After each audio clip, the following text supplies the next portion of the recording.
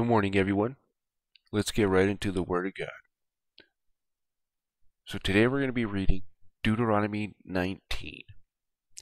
When the Lord thy God hath cut off the nations, whose land the Lord thy God giveth thee, and thou succeedest them and dwellest in their cities, in their houses, thou shalt separate 3 cities for thee in the midst of thy land, which the Lord thy God giveth thee to possess it. Thou shalt prepare thee a way, and divide the coasts of the land, which the Lord thy God giveth thee to inherit, into 3 parts, that every slayer may flee thither. And this is the case of the slayer which shall flee thither, that he may live.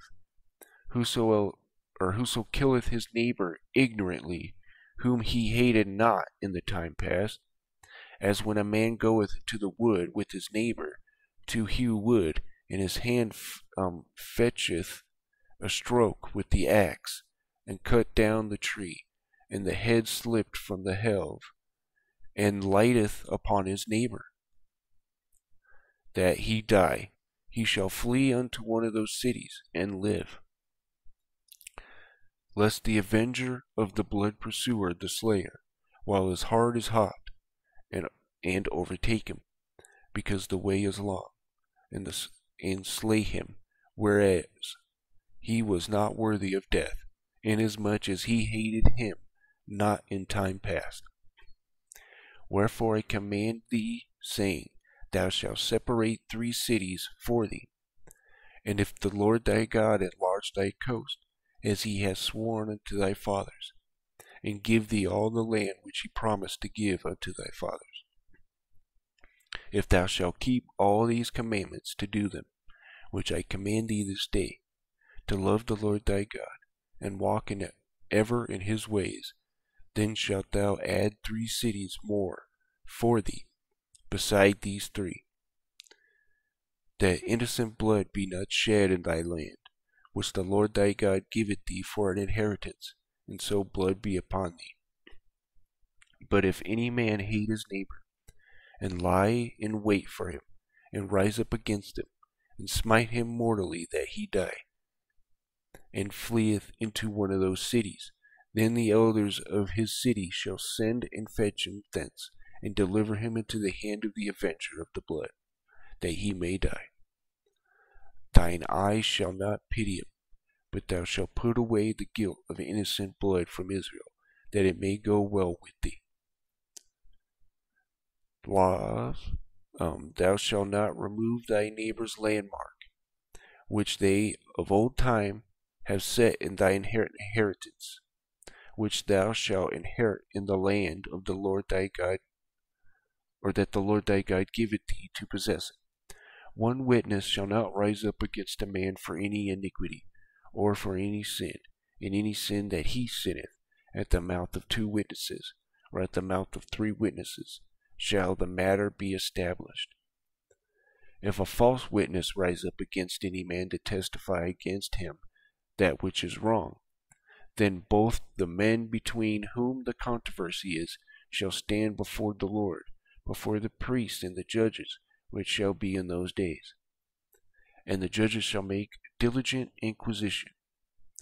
And behold, if the witness be a false witness, and hath testified falsely against his brother, then shall ye do unto him as he had thought have done unto his brother. So shalt thou put the evil away from among you. And those which remain shall hear and fear, and shall henceforth commit no more any such evil among you. And thine eye shall not pity, but life shall go for life, eye for an eye, tooth for tooth, hand for hand, foot for foot. And that is the end of Deuteronomy chapter 19. As a summary of Deuteronomy chapter 19, we have the cities of refuge. And these cities of refuge were to be divided into 3 cities, and they were for somebody who accidentally killed somebody, basically. And they were to be protected there until the high priest died. That way, it would, a wounded family member or whoever it was You know, because back then they had a person of the family that would be the slayer, or I guess you can say that, the assassin or whatever, Anyways, now if you were wanting to kill somebody, you you are lying and waiting and premeditation, right? Then you tried to flee to the city, the elders would get together and they would bring you up, and then you would get your punishment, basically. And then we have witnessing, for false witnesses and all that. And you had to have 2 to 3 witnesses if you were going to be putting someone to death. You couldn't do it with just one. And if they were falsely accusing people, or the person, thy brother, they would get the same judgment as what they were trying to put on to their brother. So that is pretty much the end of the chapter and the summary. So thank you guys for listening, and you guys have a wonderful day.